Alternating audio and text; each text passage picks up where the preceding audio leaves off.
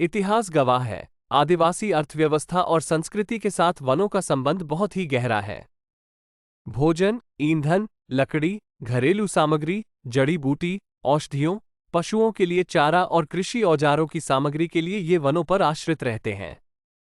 आदिवासी प्रकृतिवादी हैं और अनेक वृक्षों की पूजा करते हैं। वनों से उनकी संस्कृति भी जुड़ी है। ब्रिटिश शासनकाल में 1927 तक आदिवासी वास्तविक रूप में वनों के मालिक थे। 1927 के बाद वनों की व्यवस्था राज्य सरकार के हाथों में जाने से आदिवासियों और वनों के बीच संबंध बदल गए। वनों पर राज्य के नियंत्रण के परिणामस्वरूप वन संपदाओं पर आदिवासियों के अधिकारों और सुविधाओं में कटौती हुई। आजादी के बाद 1952 से नई वन नीति बनाई गई, जिसके तहत आदिवासी वन मालिक के बजाय वन विभाग के मातहत हो गए। इनके पारंपरिक अधिकार मात्र रियायत हो गए।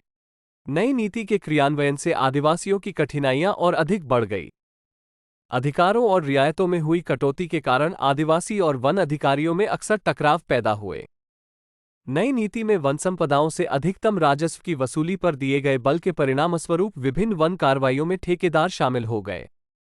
वन कर्मियों और ठेकेदारों के गठजोड़ से न केवल वनों की बर्बादी हुई, वरन आदिवासियों का असीमित शोषण भी हुआ। कानूनों के बारे में अनभिज्ञ आदिवासी इन ठेकेदारों की दयादृष्टि पर पूर्णतः आश्रित हो गए हैं। आदिवासी, जो पहले पारंपरिक रूप से वन के संरक्षक के रूप में जाने जाते थे, अब इसके कथित विनाशक माने जाने लगे हैं। चोरी ठेकेदार करते हैं और बदनाम आदिवासियों को करते हैं। आजादी के बाद वन क्षेत्र के विस्तार के जोश में वन विभाग ने आदिवासियों के कब्जे वाली भूमि को वन भूमि होने का दावा किया। जैसे हिमाचल प्रदेश के स्पीति क्षेत्र में लगभग 800 वर्ग मी की संपूर्ण परती भूक्षेत्र को वन क्षेत्र घोषित कर दिया गया। इसी प्रकार राजस्थान, झारखंड, छत्तीसगढ़, गुजरात और महाराष्ट्र में बिना वृक्ष वाले विशाल क्षेत्रों को वन क्षेत्र घोषित कर दिया गया। ये क्षेत्र पारंपरिक रूप से आदिवासियों के कब्जे में थे, लेकिन भूमि रिकॉर्ड के अभाव में आदिवासियों को अतिक्रमणी घोषित कर दिया गया और उन्हें लगातार बेदखल करने की धमकी के साथ विभाग द्वारा इन्हें प्रताड़ित किया जाता रहा है। लघु वनोपज। लघु वनोपज आदिवासियों की अर्थव्यवस्था में महत्वपूर्ण भूमिका अदा करती है। यह उनकी आहार और निजी आवश्यकताओं की पूर्ति करती है। लघु वनोपज की प्रमुख वस्तुओं में तेंदुपत्ता, काचनार की पत्तियां, महुआ, तिलहन, लाख, गोंद, बांस, घास आदि हैं। इन वस्तुओं को खरीदने का एकाधिकार राज्यों ने प्राप्त कर लिया है। तेंदुपत्ते को छोड़ देश में अधिकांश वस्तुओं का संग्रह वर्तमान में अनुमानित संभावना से बहुत कम है। कम संग्रह होने के प्रमुख कारणों में भंडारण सुविधाओं का अभाव, वनोपज की पूरी कीमत नहीं मिलना, दलाल कर्मचारी गठजोड़ से आदिवासियों का शोषण गिने जा सकते हैं। राष्ट्रीय आदिवासी सहकारी विपणन संगठन ट्राइफेड देश में आदिवासी क्षेत्रों की लघु वनोपज तथा अतिरिक्त कृषि उपज के विपणन में लगभग 2400 विस्तृत क्षेत्र बहुउद्देशीय सहकारी समितियां और 12 आदिवासी विकास सहकारी निगम कार्य कर रहे हैं।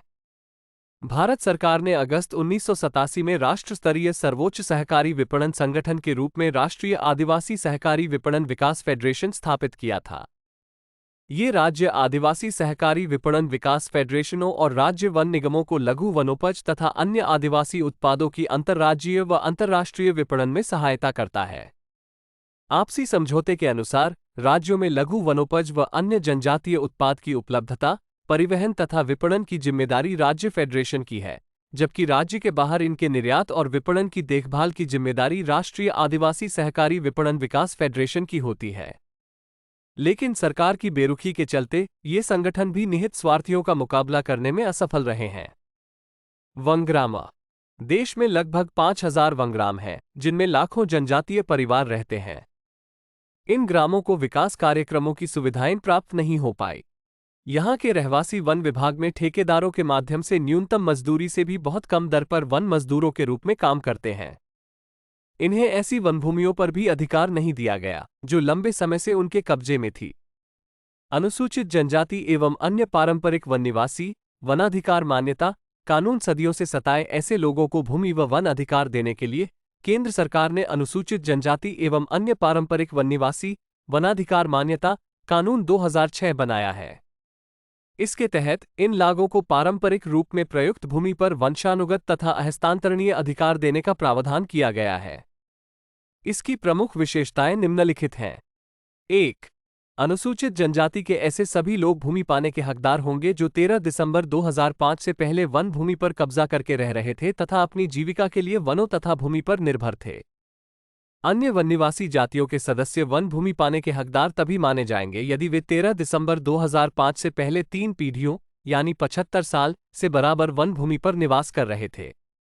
लेकिन अनुसूचित जनजातियों के वनाधिकार मान्यता के लिए ऐसी कोई शर्त नहीं है। 2. प्रत्येक परिवार को 4 हेक्टेयर से ज्यादा भूमि का अधिकार नहीं दिया जाएगा। 3. ऐसी भूमि को बेचने या अन्य किसी व्यक्ति या संस्था को देने का अधिकार नहीं होगा। 4. भूमि स्वामित्व प्रदान करने का अधिकार ग्राम सभा को होगा। 5. कोई भी व्यक्ति ग्राम सभा के निर्णय के खिलाफ उप जिला समिति में 6 माह के अंदर तथा समिति निर्णय के खिलाफ जिला कमेटी में 6 महीने के अंदर अपील दायर कर सकेगा। 6. जिला स्तर कमेटी का निर्णय अंतिम तथा लागू माना जाएगा। 7. राज्य सरकार वनाधिकार मान्यता देने की प्रक्रिया की निगरानी के लिए राज्य स्तर की निगरानी समिति गठित करेगी। 8. ग्राम सभा तथा अन्य संस्थानों के सदस्य भारतीय दंड संहिता की धारा 21 के तहत जन सेवक माने जाएंगे। 9. इस एक्ट के प्रावधानों को लागू करने के लिए केंद्रीय सरकार में जनजातीय मामलों के मंत्रालय को नोडल एजेंसी बनाया गया है। उपरोक्त कानून द्वारा सदियों से पीड़ित वनों में निवास करने वाले अनुसूचित जनजाति व अन्य लोगों को ऐतिहासिक अन्याय से मुक्ति दिलाने में सरकार का एक सराहनीय प्रयास है। लेकिन फर्जीवाड़े के चलते राज्य सरकारों ने लोगों को भू अधिकार पट्टे बांटने का काम पूरा नहीं किया है। 13 फरवरी 2019 को सुप्रीम कोर्ट ने करीब 15 लाख वनवासी परिवारों को वनों से बेदखल करके नया विवाद खड़ा कर दिया है। अब कोर्ट विवाद सुलझाकर इस पर राजनीति करने के बजाय लोगों को भूमि स्वामित्व पट्टे एक समय सीमा के अंदर जल्दी दिए जाएं।